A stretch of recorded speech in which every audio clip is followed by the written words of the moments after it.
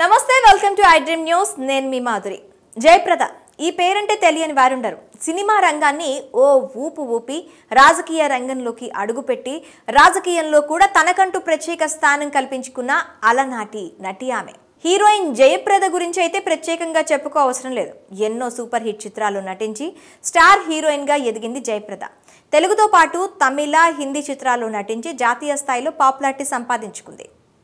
అంతటి పాపులారిటీ తెచ్చుకున్న నటి ఇప్పుడు హాట్ టాపిక్ గా మారింది ప్రస్తుతం జయప్రద మిస్సింగ్ అయినట్లు వార్తలు గుప్పుమంటున్నాయి ఆమె ఓ కేసులో నిందితురాలిగా ఉండగా పరారీలో ఉన్నట్లు సమాచారం ఇంతటి ఫేమ్ క్రేజ్ దక్కించుకున్న ఆమె ఎందుకు పారిపోవాల్సి వచ్చింది అసలు ఆ కేసు ఏంటి అనేది ఈ స్టోరీలో తెలుసుకుందాం ప్రముఖ నటి రాజకీయ నాయకురాలు మాజీ ఎంపీ జయప్రద ఎన్నో సూపర్ హిట్ చిత్రాలు నటించి పాపులర్ అయ్యారు ఎన్టీఆర్ ఏఎన్ఆర్ కృష్ణ వంటి స్టార్ హీరోల సరసన నటించి ప్రేక్షకుల కలల రాణిగా ఆమె ఎదిగారు అప్పట్లో ఆమెను వెండితెరపై చూసేందుకు థియేటర్లకు క్యూ కట్టేవారు అభిమానులు ఇక సినిమాలకు బ్రేక్ ఇచ్చిన ఈ అందాల భామ రాజకీయాల్లోకి ఎంట్రీ ఇచ్చింది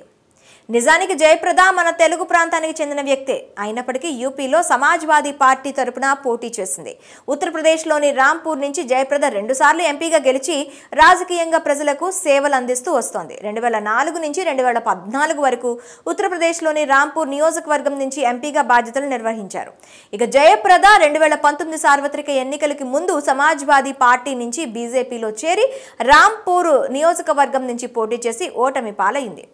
ఇదిలా ఉంటే అసలు జయప్రద మిస్సింగ్ అనే వార్త వ్యాపించడానికి కారణం ఆమెపై జారీ అయిన non bailable arrest warrant 2019 Lok Sabha ఎన్నికల సమయంలో ఎన్నికల నియమావళిని ఉల్లంఘించిన కేసులో ఉత్తరప్రదేశ్లో ఆమె ప్రాతినిధ్యం వహించిన Rampur court non bailable warrant జారీ చేసింది ఈ ఎన్నికల్లో బీజేపీ తరపున బరిలో నిలిచిన జయప్రద కోడ్ అమల్లో ఉన్నా కూడా ఎన్నికల కోడ్ను ఉల్లంఘించి ఓ రోడ్డును ప్రారంభించారు అంతేకాకుండా పిప్లియాలో నిర్వహించిన బహిరంగ సభలో ఆమె అభ్యంతరకర వ్యాఖ్యలు చేశారు దీంతో అక్కడి పోలీస్ స్టేషన్లో ఆమెపై 2 కేసులు నమోదయ్యాయి ఇక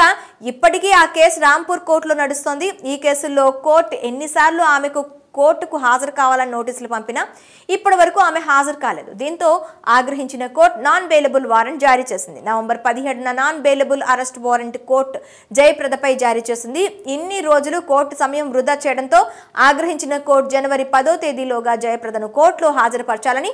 రాంపూర్ పోలీసులను కోర్టు ఆదేశించింది దీంతో రంగంలోకి దిగిన పోలీసులు ఆమె ఆచూకీ కోసం గాలిస్తున్నారు నటి జయప్రద కోసం ముంబై ఢిల్లీ పోలీసులు దేశవ్యాప్తంగా వెతుకుతున్నారు జయప్రద కోసం ఢిల్లీ ముంబైలోని పలుచోట్ల ప్రత్యేక పోలీసులు బృందాలు వెతికినా ఆమె ఆచూకీ లభించడం లేదు మొత్తానికి గడువు దగ్గర పడుతున్న నేపథ్యంలో ఆమె పోలీసులకు దొరుకుతారా లేదా అనేది మాత్రం సస్పెన్స్ గా మారింది